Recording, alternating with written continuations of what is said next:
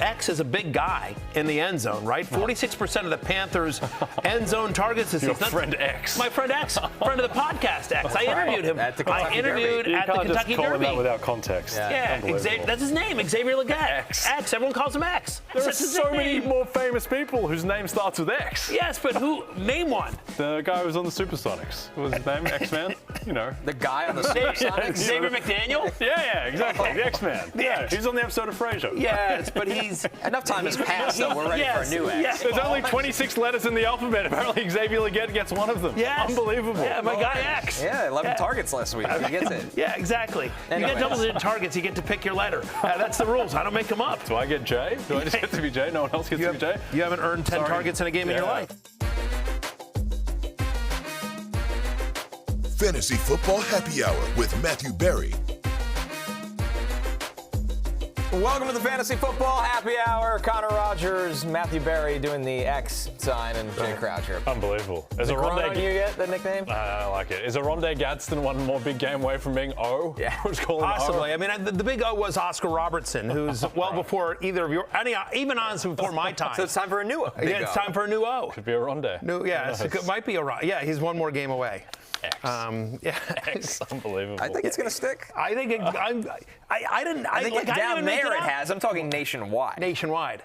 America's falling in love with X. He needs one more good game. I was going to say, it really comes down to can you do this one more time? Can he do it then with Andy Dalton, with the red rifle? The big lesson out of yesterday was that people whose name starts with X really need to step up in America and across the whole world, to be honest, because there aren't enough relevant ones, apparently. I mean, Xavier Worthy.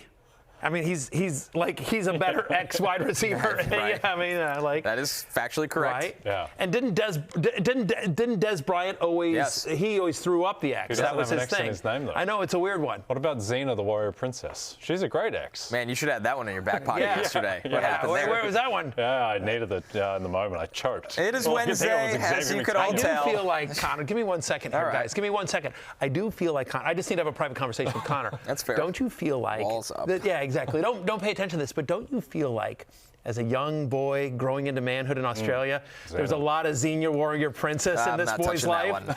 Don't you feel like you were a big? She's a hero to Australian boys. Yeah. All right.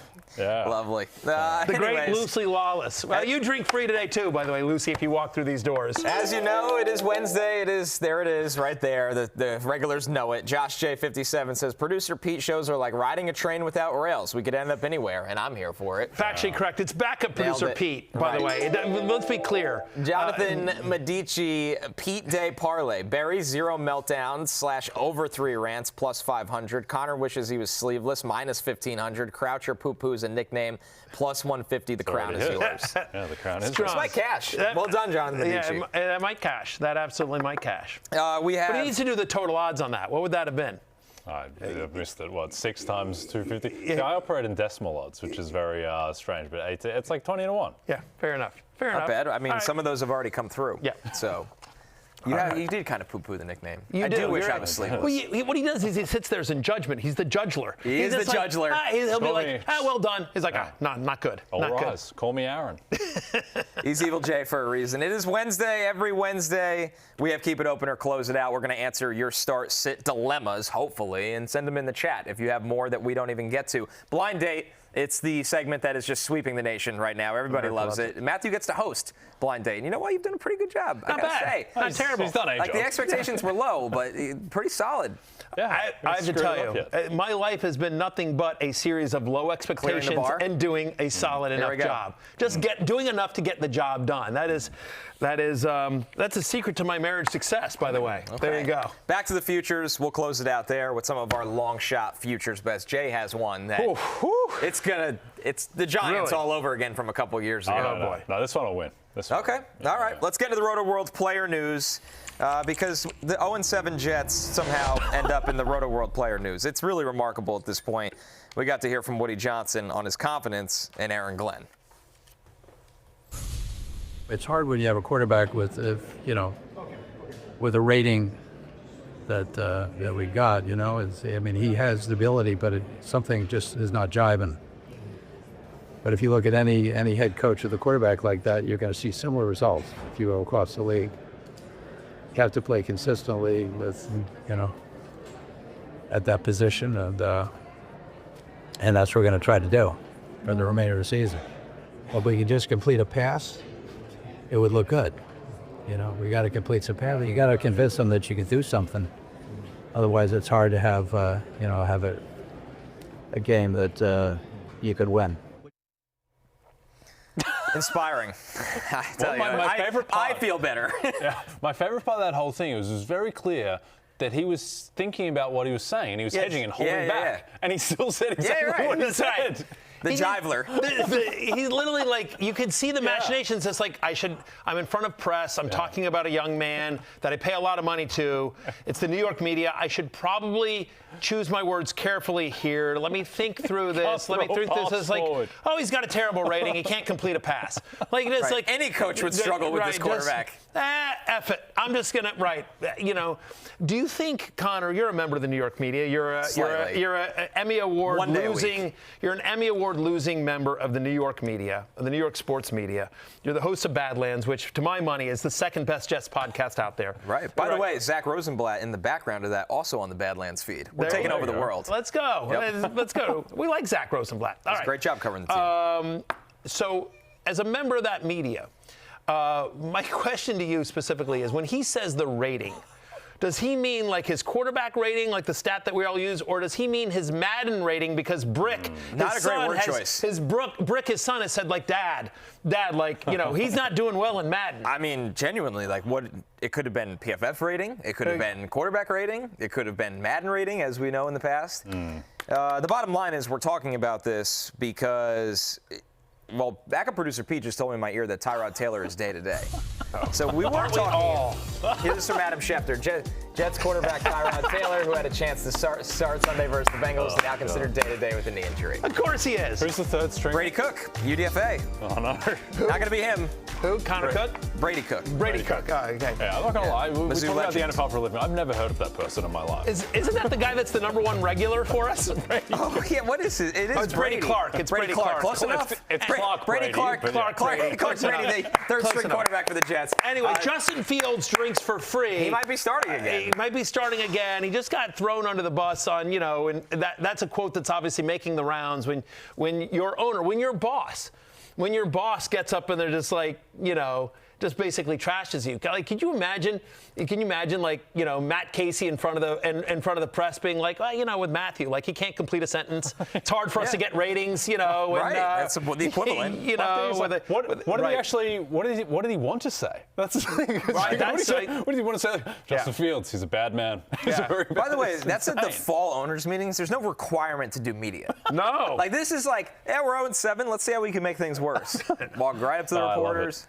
Unbelievable. It's right out of the Jerry Jones school of broadcasting here. Aloha Brooks saying Jets are falling apart faster than Barry's fantasy team. Interesting you should mention that, Aloha Brooks.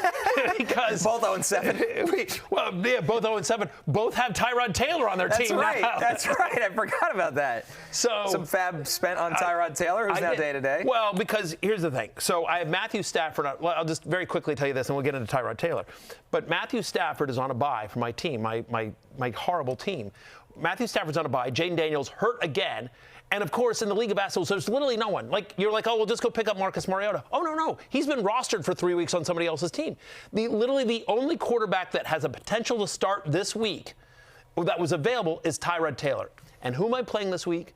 I'm playing producer Adam, who's 1-6. Yes. This is my Super Bowl. This is my chance. Do you understand? This is my chance. This is my opportunity to get a win. Like, this is my Super Bowl, Connor. Like, so I had to go. Have this one. This might be it. This is it. So, I mean, again. This is like when the Jets see the Saints in a couple weeks. They better have it. Right. Or else they're going 0-7. Right. Exactly. I mean, I just lost Mike Evans for the year. Like, the team is terrible. The team, and I'm losing, Jayden Daniels isn't going to play. And so it's a super flex league. So at least Tyrod Taylor, in theory, could be a quarterback. But, of course, the minute I pick up Tyrod Taylor, now he's day-to-day with a knee injury. El Segundo says the excuseler has arrived. this is what I want. I'm dead serious about that. What about everything I just said is an excuse? Okay, I think they like the nickname. Yeah, I just want to say Yeah, the Rantler it's stuck like X. that was the Rantler. Rantler is Stop me in justified. check. The Rantler, I will believe. I will. Yeah, you are the Rantler. I'm okay with the exclusers. The Excuser is an unbelievable nickname. Yeah. I'm just curious as to what I just said is an actual excuse. There was no excuse there. I was going to text you about this, but now that I've got you here and we've got nothing else to do. Because you want to try to kill. Do you want to trade Derrick Henry for Quinshad Judkins? I might do that. I might do that. Let me look at the map. I need to win this week. Yeah. So I might do that. I might do You know that. what they say in fantasy? You make trades to win a week, not the season. At this point, I know. I'm not making the playoffs. Like that's out the window. The percentiles are against you. Yeah, at 0-7. I don't know. I don't have them offhand. The Jets could run the slate. Yes. The Jets could go 7-7. I'm sure there's a mathematical chance that I could, but as somebody who has played fantasy football for a long time, like you sort of know when you have the horses or you don't. Like this ain't my year. Yeah, you in don't that have league. Lamar Jackson coming back for the 1-5 Ravens. I'm exact. I mean, maybe Derrick Henry runs the table, which I understand why you want to. But no, the team's terrible. The team is it's been too injury decimated, and I've just made bad pick like Chase Brown. Like anyway, they're just whatever. And Xavier Worthy now that Rashee Rice is back. Xavier, like they're all James thanks. Yeah, the team is not good. Sam Laporta sucks. Like it's just awful. Ryan Oswald in the chat says Jay's drooling right now. It really. I haven't seen him look that happy in months when he was talking about trades with you. Oh boy. Baseball happy hour with Jay Croucher and Connor Rogers. That's closer than you. That's more of a chance of that than you might think. Heavy meat sauce. You I like have that it's idea. just fantasy football hour. It's not happy anymore. Yes. That is a very slight. Festival standard hour. Let's just get through it. The drinks will be normal prices. Yes. We lost all the money. It's we lost fantasy too much money. football 45 minutes is what it probably is. Here it is. Yeah. All right. How about keep it open or close it out? Yeah, let's sure. All right. This is Buy-Mageddon Part 1, so you might have some serious questions of if you can continue to start these players, or you might have no choice, honestly. And we start with Caleb Williams, who's under 12 points in 2 of his last 3 games. He's at the Ravens. But Matthew, feels like there's still some hope here for a bounce back in fantasy for Caleb. I think it's all about the matchup here. I'm keeping it open on Caleb Williams. Look, understand, we have 6 teams on a bye. And again, you've got Jayden Daniels hurt. If you're in a Superflex league, Bryce Young also banged up. He's going to miss the week. So in a week where there's not a lot of options, especially in 2 quarterback leagues or Superflex leagues, I do think Caleb Williams, who's been bad the last couple of weeks, make no mistake about it, from a fantasy perspective, I think against the Ravens, he gets it going. I'm at QB 11. Look, the Ravens don't get home. Over the last 4 weeks, they're 32nd in pressure rate, right? No team gets the quarterback less than the Ravens over the last month. They're giving up touchdown passes at the 5th highest rate. They allow the 2nd most fantasy points to opposing quarterbacks. And even though their defense is getting a little bit healthier out of the bye, Jay, I don't think it's going to be enough. The Bears' offense feels like it's rolling a little bit. It does. And I think one thing, I still think he's keeping it open on Caleb Williams just because of the state of buys. But we'll say the Ravens, their last game, I think it's a good sign for the Ravens that they were able to keep the Rams to 17 points. Now, conditions are a little bit tough, but the fact that the Rams, I know Puka Nacua wasn't there, but without Puka Nacua, they just put up 35 on the Jags, who have an okay defense. For sure. And so the fact that the Ravens were competitive, that gives you a little bit of hope. Also, while the Bears have been rolling, Cowboys defense, Raiders defense, Commanders defense, Saints defense, okay? They haven't really now, the Ravens are not substantially better on defense than any of those, so you suspect that Caleb should have some success, but yeah, I don't think the Ravens are going to be the turnstiles that they were coming into that Rams game. But over-under here is 49.5. Obviously, our friends at DraftKings feel like there's going to be a lot of points scored in this game. Feels like it's a game, again, in a week in which you don't have a lot of options. It feels like a game to target. I still don't have him as a top 10 option, but I do think, are you starting Caleb Williams or not? I do think in this case you do. I have him 11. I'm with you. And by the way, they've had 2 weeks to prepare. The Ravens need to win this game for their season. They are similar to me in that sense. I am Lamar Jackson. Yeah. I'm John Harbaugh. They have hope, though. They have hope. Yeah. That's correct. They have hope, but I have 2 titles. Let me know when the last time they've been to the Super Bowl is. I'm just saying. Coach Harbaugh, no big deal. Of course, it was with Joe Flacco. Was the answer to that question. Comeback player of the year. Unfortunately. Jay Stabs asked Caleb Williams or Jackson Dart the rest of the season. Jackson Dart. Jackson Dart, if you tell me that he's going to get through the season healthy. There's much more of a health risk with Jackson Dart, but at the same time, you take that risk. Everyone's a health risk. That's close. but I think I feel better about Dart's rushing. Williams gets you some points with his legs, but with Dart, it's an active part of their offense where they call design runs. Yeah, exactly. Launches himself at the goal line, at defenders. Yeah. It's great for fantasy. Great for fantasy. I also feel like they're going to be more in comeback mode. I think especially we saw this with Monungai, but it feels like the Bears' run game especially is starting to get going here. And so as a result of what he was doing, I think they'll be able to run more, especially as it gets cold in Chicago down the stretch of the fantasy playoffs. So I think it'll be a more balanced offense. Yeah.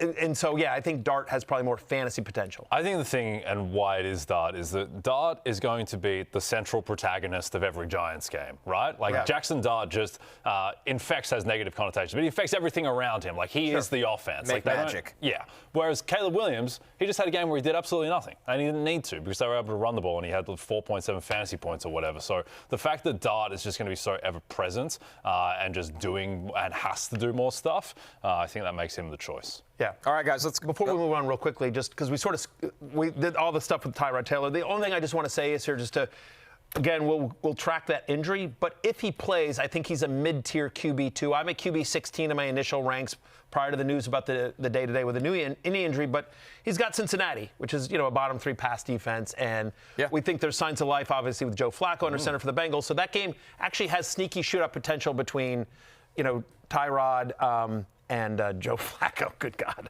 But I think he's a mid-tier QB2. Yeah. The Bengals being 6.5-point favorites in that game is such an indictment on the New York Jets. The Joe Flacco with the Bengals defense is a 6.5-point favorite in an NFL game. Yeah. Anyway. I mean, if Sauce doesn't play, you'd think Chase and T. Higgins go wild in that game. Jamar Chase has a 42% target rate with Joe Flacco. I do believe it. Insane. I thought it would be higher. I don't think anyone in the past 5 years has a target rate higher than 35% over a full season. If I suddenly made you quarterback of the Cincinnati Bengals, what are you doing? Yeah, it's true. Let me see. Oh, let's see. I could try to hit, Noah Fant on a slant down the middle. But there's Jamar Chase. Andre Yoshevich, run a go route. Or, oh, by the way, I've got Jamar Chase in the flat. I think a sneaky thing that I do think is real. So Tua is the only quarterback who throws the ball faster than Joe Flacco this year. Joe Flacco just gets it out. He's, 40, 41 years old. He doesn't want to get hit anymore. Like, he didn't sign up for this, for long developing plays, and he can't move it at all either. So he's just going to throw to the first read, and the first read is very often Jamar Chase. Yeah, but that was my point the whole time when everyone was giving us crap about, that offensive line, he's going to get killed. I'm like, he gets rid of the ball quickly. Yeah. Like, he took 1 sack against the Steelers. 1 sack. Just saying. All right, we go to the running backs. Alvin Kamara is our first one on the list. He's got the Bucs this week in this divisional game. He hasn't had a game with 13-plus points since week 2, Jay. Is there a concern level here for Kamara? Like, this has been a long stretch for him. Not really as effective in the pass game as we're used to either. I think there's a concern that Alvin Kamara has crossed the Rubicon in his career, and he's not quite the same player that he was a couple of years, or even last year, where he had such a great start. But the thing is that Kendre Miller, unfortunately, with the torn ACL, Alvin Kamara is just going to get a lot of work. And it might not be very effective running the ball against Tampa, because unless you're Jahmyr Gibbs, no one runs the ball against Tampa. But I think there's going to be just a ton of dump-offs, Matthew. Yeah, that's the point, by the way, especially against the Buccaneers, who allow the most receiving yards per game to running backs this season. Again, we just saw, obviously, Jahmyr Gibbs in the passing game against Tampa Bay, and so it's a short week for the Buccaneers as well. And so, look, Devin Neal steps up to be the number 2 guy. I don't know if, how you felt about Devin Neal coming out of college, but doesn't feel like he's not really ready for prime time. It doesn't feel like. More just kind of an in-between-the-tackles grinder than an explosive, dynamic threat. And Devin Neal was an awesome running back in college. I mean, the game against Colorado where he had like 35 carries for the win. But you're not going to get, anything special from him, that you're not looking to include him in the game plan right now. And so in a game in which the Buccaneers are going to be angry, obviously, after that embarrassing loss, they're 4.5-point favorites here. So you just figure that, they're probably passing more than they're able to run effectively on the Buccaneers. It doesn't, to your point, Devin Neal doesn't sound like the kind of running back that will have success against that front 7 of Tampa Bay. So the way they're going to be able to move the ball is through the air and with dump-offs, to your point, to Alvin Kamara. Look, with Kendre Miller banged up, I should say. Come on, man. Yeah, no, I'm banged out. But Kendre Miller was banged up last week, now officially, unfortunately, out for the year. Alvin Kamara played 85% of the snaps in Week 7, which was the 4th highest among running backs. So again, it's not inspiring, But given the state of running back, all the buys, and the amount of work that we expect him to get in a negative game script, he's my running back 17. I'm keeping it open on Alvin Kamara. I think you're right. You're hoping for some PPR scammery here. Yeah, I mentioned banged out is so ridiculous. I mentioned this yesterday, but the fact that the Bucs are only 4.5 to be clear, just to be clear for the kids at home, being banged out and banging one out are very different things. You almost give Pete a heart attack. I'm just saying. I just want to clarify that because you said it. Subhuman noise. I didn't say anything. You absolutely said. I said you banged out the analysis. Yeah. Okay. All right. I had a point. Just want everyone to know this. What was my point? The point was, so the Bucs are only 4.5-point favorites against the Saints. Yeah. I used to be a Saints fan. I know. They're terrible. They're not a good team at the They're moment. actually the best one-win team I've ever seen. So they're competent. They're very respectable. Yes. Credit to Kellen Moore. Like he's got them playing I agree. They are not giving up. They're not. That's the thing everyone says about Kellen Moore. Very organized, he's a good leader, and they're playing hard. So credit to them. But they haven't given up. They're in every game. Spencer Rattler's been fine. Yeah. But I expected worse. I'm just saying that. Sure, but we all did. The Bucs, if the Bucs are going to make the Super Bowl, they're going to be bigger than 4.5-point favorites against the Saints. And with all these injuries that Tampa are dealing with, Baker coming back to earth a bit against the Lions, and the fact that the Falcons are in not a great state at the moment either.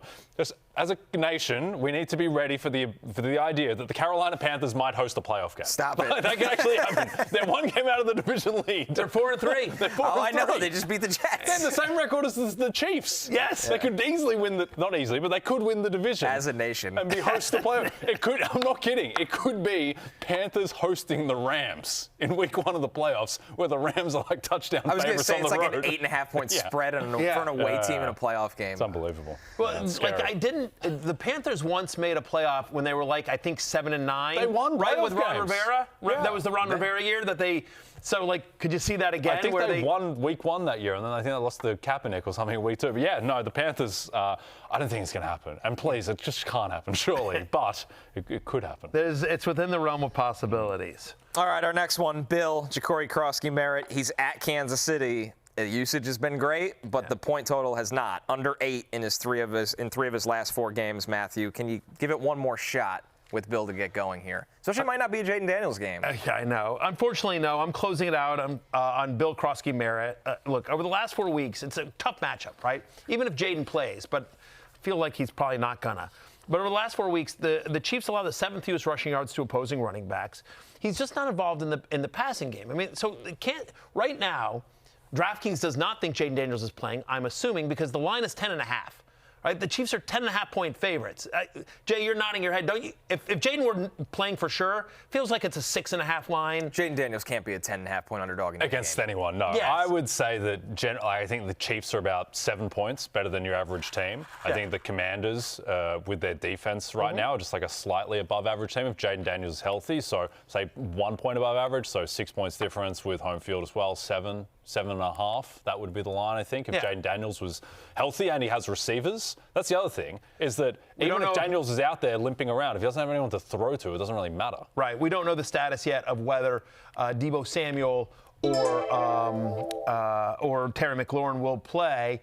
Give me Odunze Gadsden, honestly, in this game. So the question from Steven Sand. You're going to have to clarify that for the people listening. Gadsden or Bill, full PPR. Give me Odunze Gadsden, bartender. Yeah, give me the Odunze Gadsden. It does sound a little bit like a drink. Yeah, for those with a twist. For those listening in with podcast form, Steven San Miguel has asked the question on YouTube: Gadsden or Bill, full PPR at Flex, and I agree. It's O as he's known if he has one more big game. Odunze Gadsden. Yeah, I mean, especially because you're going to have to make that decision early, because obviously the Chargers play Thursday night. They're at home to the Vikings as well, and so I do think Gadsden. We'll talk about him a little bit. But we've talked about it a lot. But he's clearly involved in the passing game, and that's the argument here: is that Jacory Croskey-Merritt is not. He's got a 5% target share this season. He's got 0 games where he's gotten more than 2 targets, and so in a game in which they're double-digit underdogs.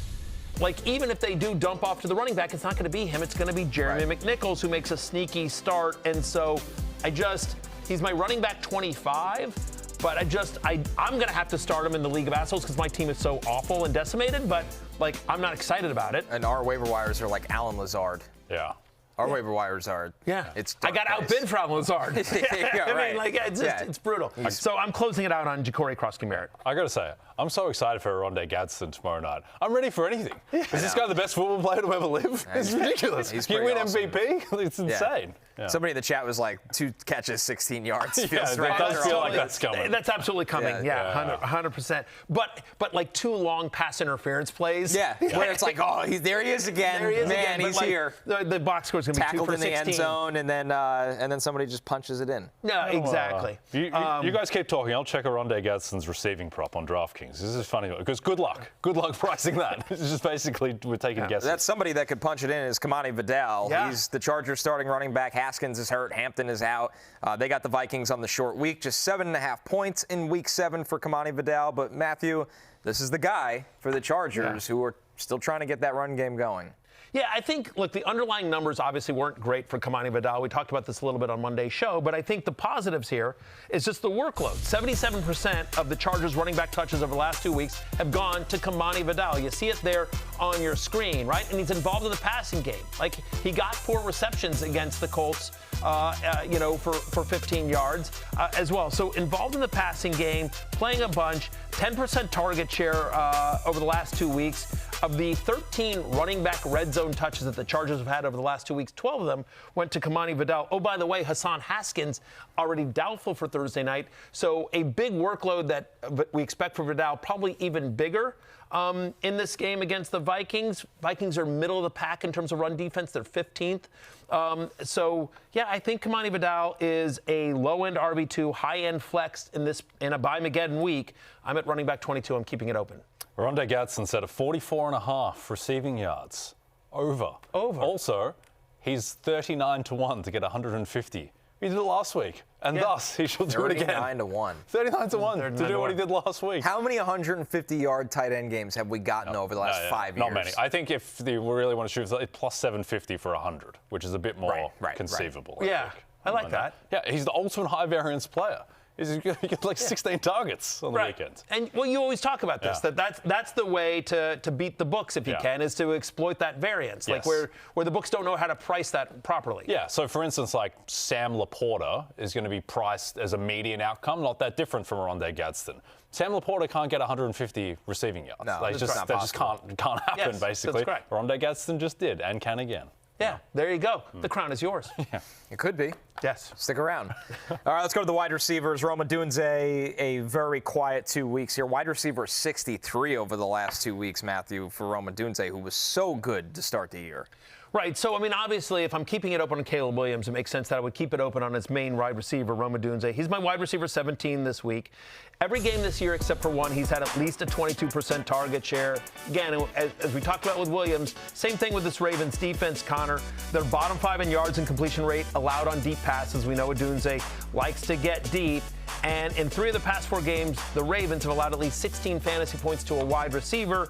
So if you're telling me there's a wide receiver in the Bears that gets at least 16 fantasy points here, you feel pretty good that it's going to be Romeo Odunze. We think that defense gets healthier, but maybe not healthy enough. Right. And they could play in a script to get him going, you'd hope, in this game. Yeah, the past 2 games, I mean, they were running the ball at will against the Commanders. Right. They were leading the whole game, basically, against the Saints. So there was just no real reason to activate Romeo Odunze, but haven't seen anything to believe that he won't still be the number 1 guy. And also the Bears, who are a good story, and I think a perfectly fine, solid team, they're just not going to be leading games all the time as they have for most of the past month.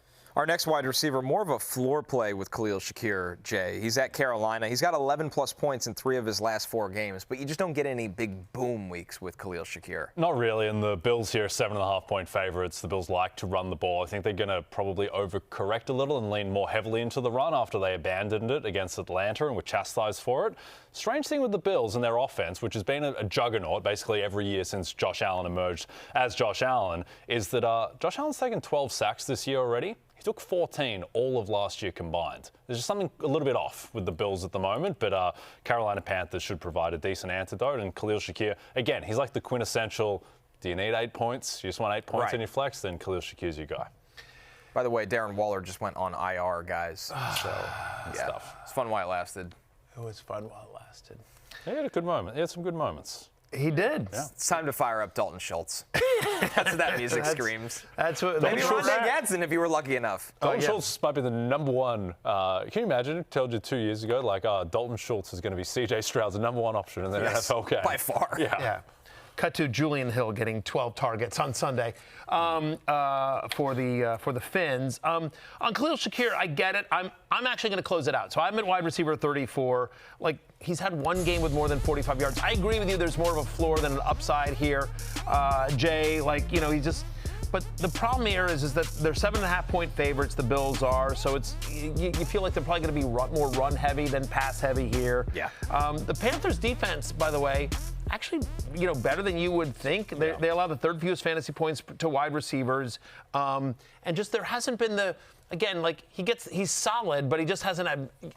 There's not a lot of upside with Khalil Shakir. Like, if they're going to take a deep shot, it's going to be Keon Coleman. Maybe it's a Josh Palmer, you know, that kind of stuff. They've been using Dalton Kincaid more. You know, he's been banged up a little bit, but I don't know. I'm closing it out. Even in a week like this, I'm outside my top 30. He's wide receiver 34 for me. Khalil Shakir.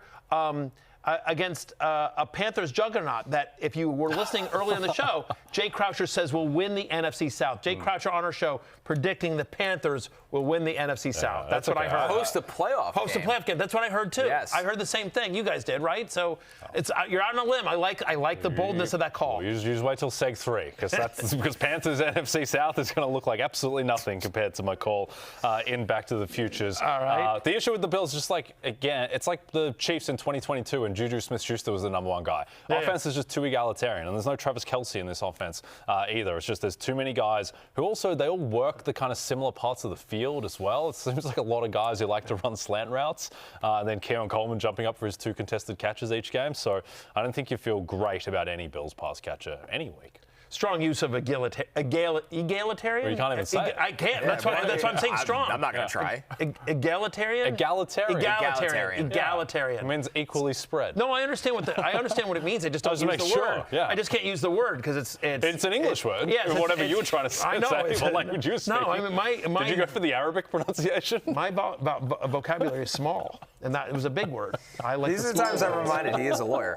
Yes. El Segundo, Shakir or Matthew Golden the rest of the season? Well, funny you ask. Matthew Golden is next up on Keep It Open or Close It Out here. So do you want to start by answering that, or do you want to get right into Matthew Golden? I'll leave the adventure up to you. I think it depends on what you need. Right, if you're like different players, right?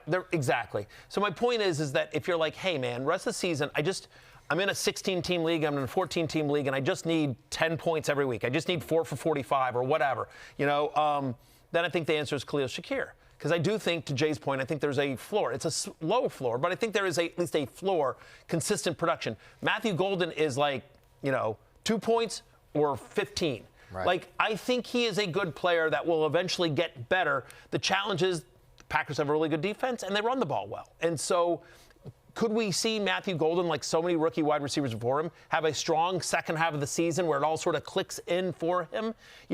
We like his quarterback. We like the offense. People keep getting hurt around him, but it just hasn't been there yet for Matthew Golden. So right. if the question was like, hey man, I've got my starting lineup, I'm just looking for somebody to stash at the end of my bench that could pop down the stretch, then the answer is Matthew Golden. Yeah. Here's what I would say. What do you want to be as a person, El Segundo? Do you want to be someone who's aiming to hit, squeeze a single past the second baseman? Or do you want to live? Do you want to swing for the fences? Matthew Golden's the answer. He's the only one who's going to be interesting of these two the rest of the way. He's the only one who's got a shot at being interesting. Yes. No concern over Christian Watson potentially coming Returning back, very right? soon? Yeah. Some concern. At some point, Dontavian Wicks will be back. Jaden Reed, they're all starting to get a little healthier. Right. Julio Think You Are. Always good to see Julio Think You Are in the chat. Would y'all trade Golden at this point or hold out till he produces more? Doesn't seem like he's having a breakout game yet. What am I getting for Matthew Golden? Right. It depends on what you're like. It's hard to answer that, Julio, in a vacuum because, again, he's got upside, but does he have more upside than player X? Yes or no? It depends on who you're trading him for. Again, he's a lottery ticket here, so you're not going to get much in return. But if there's a lottery ticket you feel better about, then sure. Right. I'm just trying to think of another I'd rather have.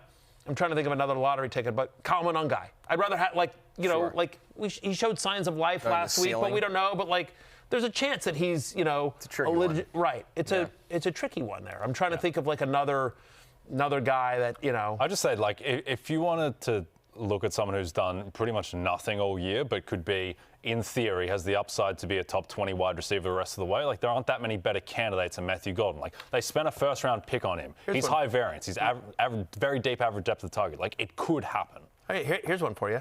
Matthew Golden or Jameson Williams? That's somebody in the chat has basically called him that. Yeah, I mean, right? They're the same idea. It's a wash. Exactly, that's my point. Yeah, I feel like it's a wash. Yeah, I think they're the same player. Maybe you get a little better floor with Golden right now when Jameson Williams does nothing. There's more variance with Golden. Yes. Because we feel like we have a longer sample size with Jameson Williams, and there's no reason for the Lions to switch up what they're doing. Yeah. But Also, the Packers potentially, they spent a first-round pick on this kid. Yeah, here's the other thing, too, is that I believe in Jordan Love more than Jared Goff in terms of upside. Jared Goff, who is fine, he's a good quarterback. Yeah. He's having the worst 15 passing touchdown, 3 interception season I've ever seen anyone have. He was not good against the Bucs. He did not play well. Yeah. He doesn't, No. And I think that they are just going to continue They to got lean into Amon-Ra St. Brown open on a crossing route that just, like, he hit him in stride, and then, He's not it was a having great play call. Great year, Goff, yeah. No. Player X's Leggett. Oh, there you go. But it's well done, regular Rudy. That is pretty nice. good. Regular All right. Rudy. But, hey, Matthew Golden or Xavier Leggett off of his one good game. Yeah, I'd keep Xavier Leggett Matthew did Golden. him. Yeah. I'd keep Matthew Leggett had Golden. 9 targets, I guess. But Matthew Golden. Matthew Golden or Keon Coleman. Matthew Golden. Yeah. Keon Coleman can't generate any separation right now. I know. Yeah, I'm in a dynasty league where Keon Coleman was traded for Saquon Barkley last year. That's a good trade. I will say, Matthew Golden is For like... the guy that got Saquon Barkley, it is. Matthew Golden's like a combined 5 inches away from an extra 150 receiving yards this season. Right. He's had like 3 deep balls that were just so close. He had one against the Commanders, one against the Cowboys, I think. He's been close. And again, the usage hasn't been good. That's not saying that he's going to definitely turn the corner, but there is a lot of variance. Matthew Golden or Alec Pierce. Alec Pierce. Colts offense. I know is a what your wacko. answer is, obviously. Alec Pierce. Yeah, you have no choice. Take A.D. Mitchell over Matthew Golden. I love the Colts. No, I wouldn't. I'll take You're a Colts man. I get it. Our last player here, guys, T.J. Hockenson on the short week against the Chargers. He has yet to have a game with 50 receiving yards. Oh, by the way, specifically about this week, though, Matthew Golden, I'm closing it out. We had a whole thing. After all that, we never actually got into Matthew Golden, but he's had only one game so far this year with more than 4 receptions. He's seen only 8% of the Packers' red zone targets. I'm closing it out on Matthew Golden. He's my wide receiver. Here's the thing, and this is a good thing because it's a Sunday night game, right? Yeah. We'll be in Pittsburgh on Sunday for that game against the Packers. Yes. If you're down a lot going into that Sunday night game, fire up Matthew Golden for all the variance because this Pittsburgh secondary is an absolute mess. This is true. Joe Flacco looked like God against them. There's a chance that Matthew Golden gets off the chain there. All right, T.J. Hockenson. He hasn't had a game with 50 receiving yards this season. Matthew, are you still starting him? Wentz does look his way. He does. The Hockler, it's disappointing on the season, but I am reluctantly keeping it open again, just given sort of the state of the position and the week that we're in. I'm a tight end 8. Here's a positive. He's had almost a 19% target share with Carson Wentz as the starter, to your point about sort of Wentz looks for him.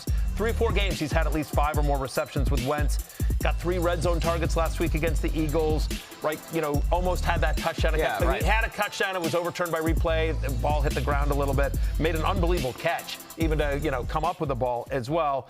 And it's worth noting that the Chargers, your Chargers, have given up a touchdown to an opposing tight end in 3 of their past 4 games. Maybe the Hockler sits there and goes like, I can't have Oronde Gadsden be the tight end everyone talks about out of this game. Yes. Yeah. He's over there getting 100 yards at plus 750? Yeah, absolutely not. Big O envy for T.J. Hockenson. Yeah, I think, look, it's positive for him. I think that Wentz is going to start. By the way, Connor, very strange situation in Minnesota. I mean, are we going to see J.J. McCarthy? Not fooling me. Yeah. What's your take there? Unless it's just not healing the way they thought. This is very long. And maybe they're being careful with the player, but it was reported one way when the injury happened, and now it's being reported a different way. That's all I'll say. The way it was reported, it's like he might be back in 2 weeks. Right. Yeah, so 2 weeks was the low timeline. I think 4 was the max. Now it's 6 for a high ankle sprain. And it's not like they're not rolling with Wentz. No. It's not like, we don't need to do this right now. A couple weeks ago, I picked up Max Brosmer in a dynasty league just for the hell of it, right? Yeah, exactly. Same. Right? Look at us. Yeah, look at Max us. Brosmer waiver claims. Wow. What a life we live. Yes. How exciting. That's how desperate. And it's paying huge dividends. Yes. It's a superflex league, whatever. I mean, right now, I needed some quarterback depth in that particular league. But I know for a fact, I will say this, that the Minnesota coaches love Max Brosmer. Now, do they love him as a backup or as a potential starter in this league? I don't know. But I know that the staff in Minnesota has, high expectations for Max Brosmer if and when he ever gets into a game. They like him there. Yeah, he had a really good summer to make the team. The fact that JJ is going to be the emergency QB3, he has a high ankle sprain. Your first round pick is okay to be an emergency. I don't Something get that just at doesn't add up here. It's weird. Something doesn't add up here. I'll find out. Yeah. I'll find out. we go. Come back, Sam Darnold. All is forgiven. Come back, Sam Darnold. Yeah. Kirkler. This would be Detective great. Drake London. This is going to be my legacy. I'll find out what's going Jay on. finds out. JJ McCarthy. Yeah. Move over, Jay Pablo Croucher. Torre. Yeah. Here comes Jay Croucher. Nice. You should try this. It'd be a good element to our show. We could do it whole Like the show. fantasy version. I need to find one source first, but this could be great. Yeah, Jay Gunn finds out. There we It'd be go. pretty good. All right, you might have something here. Yeah, Pablo, Finally, the way, Wednesday show will have purpose. Listen, by the way, Pablo Torre is a friend of mine. He's an awesome dude. He can show you the ropes. No, but maybe I'll call Pablo and I'll be like, hey, set up a Google Meet. Yes, Me and Pablo. yes. Could you show my guy the ropes on how to find out, even more obscure stuff than you do, even more random stuff. Yeah. Maybe your show, Jay Gunn Finds Out, comes out after Pablo. Exactly. Could be a lead-in. Yes. Yeah. Pablo, tell me how to get JJ McCarthy's MRIs.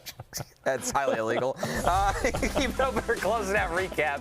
You probably forgot why you were here. This is why you're here. By the way, I'll tell you this. I know two of the things that Pablo's working on right now. They are doozies. Oh boy. Yeah, I won't say anything, but just there.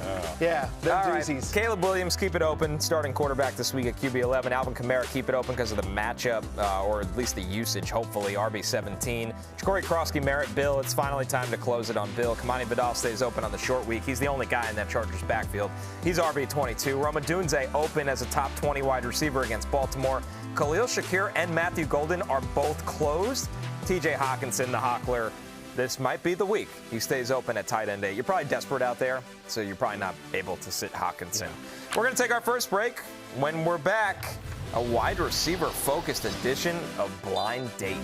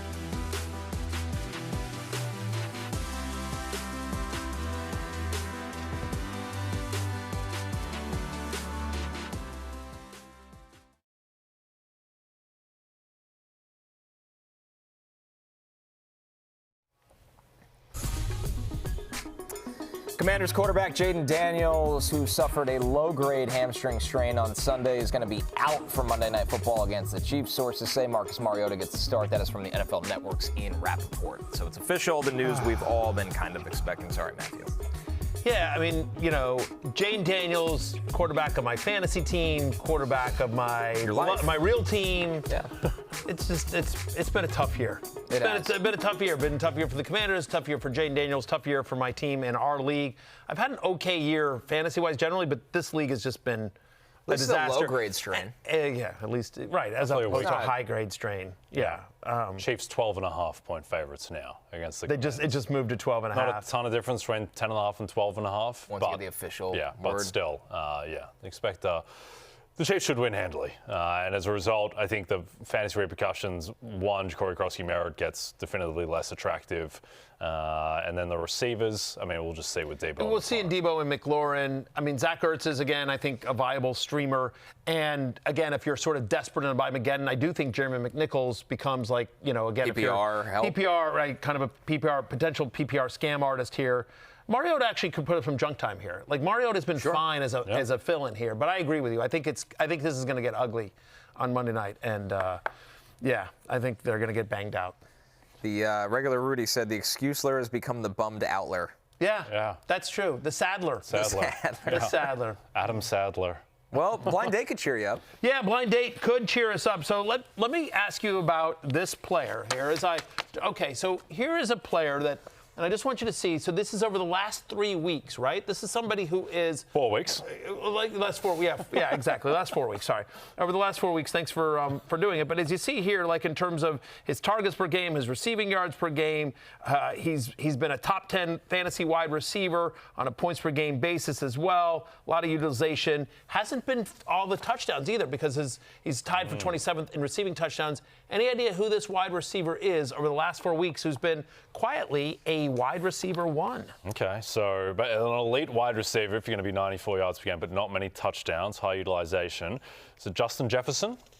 It is not Justin Jefferson, but that's a great guess. Do you have a... I don't have a good guess for this one. You dangerously close Justin Jefferson's teammate, Jordan Addison. Very nice. Look at that. Jay, the thing about Addison here is that he's just quietly been used quite a bit. They've gone pass heavy as well. Great week last week as well. And so I just think sort of resetting especially basically with Carson Wentz under center, and since Addison, Addison was sort of forgotten in the preseason because of the suspension and everything like that. But there's a second-year player who's really coming second or third year. It's third year. Third year. Sorry, third-year wide receiver. Maybe it's weirdly going under the radar because Jefferson's such a superstar and the Vikings, it's all about the quarterback and everything like that. But very quietly, Jordan Addison's kind of having a breakout year. You know why the reason that is? It's because he's played 2 of the past 3 games at 9:30 a.m. Eastern.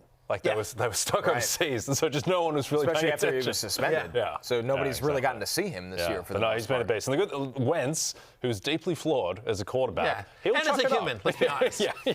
I'm making that up. I've never met Carson Wentz. All right. I think the thing is that he will chuck it up. He's got that Nick Mullins ability. Yeah. His issue is turnovers and crazy sacks and stuff, whereas Dylan Gabriel just can't put up volume stats. No, I just like the idea, that Nick Mullins ability, as if it's a positive. Yes. The evolutionary Nick Mullins. Right. Who almost won MVP in 2017, Carson Wentz. Which seems wild how quickly things change. And took almost $30 million of Commanders money at one point. That was a tough year. All right, here's another guy here, another wide receiver over the last 4 weeks as well, who has gotten a ton of air yards. He's tied for 5th in receiving touchdowns, obviously a big utilization score. So he's out there quite a bit. He's clearly getting a bunch of touchdowns. It's more, raised up by his touchdown equity here as he's just outside the top 20 in receiving yards per game, but he's a top 8 fantasy wide receiver of the last 4 weeks. Is it Drake London? It is not Drake London. Chris Olave? Also not Chris Olave. It is Matthew Golden's teammate, Romeo Doubs. Wow. That's right. Again, similar to Jordan Addison, just another guy that's been a lot more productive than you might think over the last month here as well. We've talked about this. Now, he had that one game, so I think this is sort of skewed by that one huge multi-touchdown game that he had. But still, we think the Packers offense is pretty good.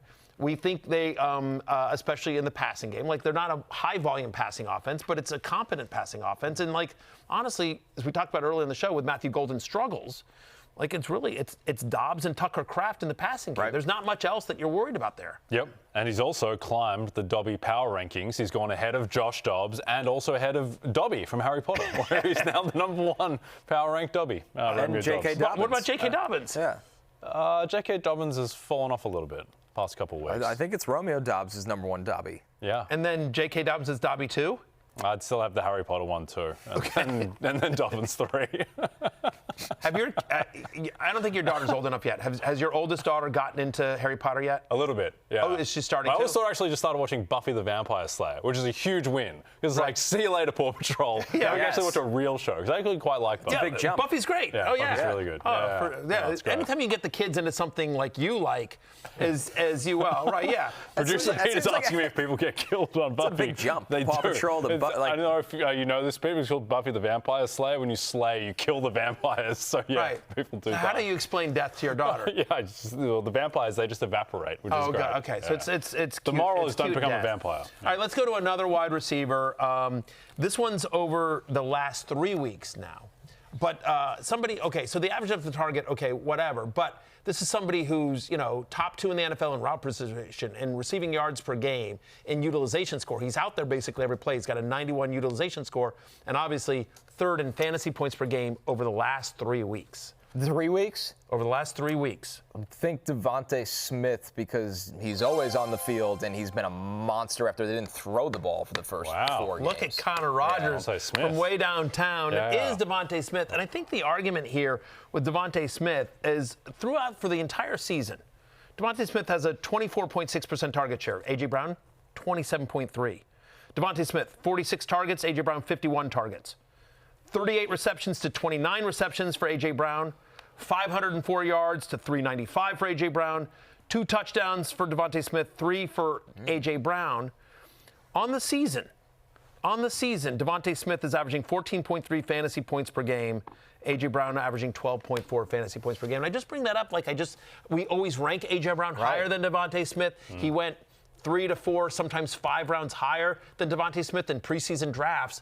And I don't know that the way the Eagles' passing game is currently situated, I don't know that there's that massive a difference between these two guys. No, I don't think so. And as I check on fantasylife.com, Matthew, remaining strength of schedule for wide receivers, the Eagles have the 2nd easiest remaining strength schedule. So I think that it seems like they did turn the corner a bit coming out of the mini-bye. Yeah, so if you held on to DeVonta Smith, you feel really good about it after a brutal stretch. Right, and now they get the Giants' bottom 10 pass defense this week in a revenge game. Paulson Adebo left at the end of that game. If he doesn't play, you could feast on the Giants' secondary. So we'll see. All right, I believe that is it for Blind Date.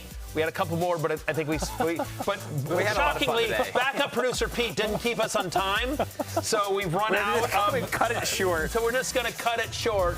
We'll be back right after this with Last Call and Back to the Futures.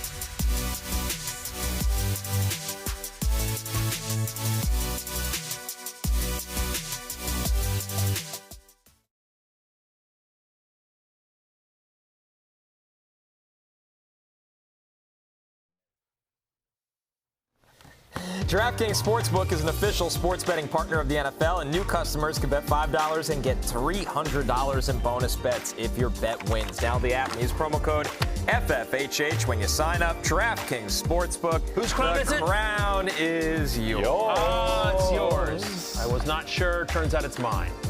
Or it's yours. Back to the futures. Jay, you've been hyping up this one for hours. Yeah. You guys are going to laugh at me for this one, but you know what?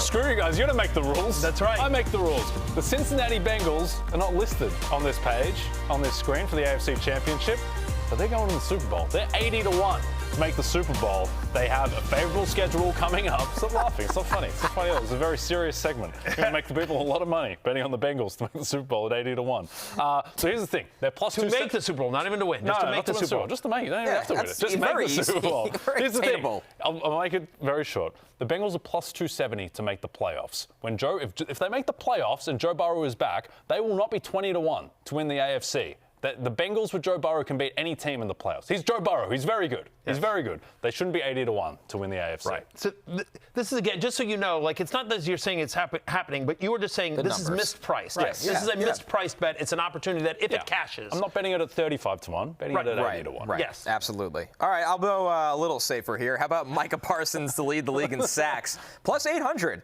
By the way. I like that. Yeah, longer odds than you'd expect because he has 5.5 right now. Brian Burns has 9. But I think the Packers are going to be leading a lot of games like we saw in that fourth quarter where he had 3, where he was able to kind of tee off. Parsons has a game in hand as well. He's already had his bye. Great call out. So I just like this number, much like you. I think this is a good price. Yeah, I think that's a great price, and betting on Micah Parsons usually works out. I'm going to say Tyler Warren for Offensive Rookie of the Year. I don't understand how he's still only the third favorite. He leads all tight ends in receiving yards this year. Like I said, the voters are going to reward the Colts for their season, and this is one way to do it because Tyler Warren has been all-world. Dart is probably not making the playoffs. Abuk has been banged up. So Tyler Warren at plus 450. It's closing time. You don't have to go home. You can't stay here. For Jay and Connor, I'm Matthew. We'll see you tomorrow for Love, Hate. Peace out.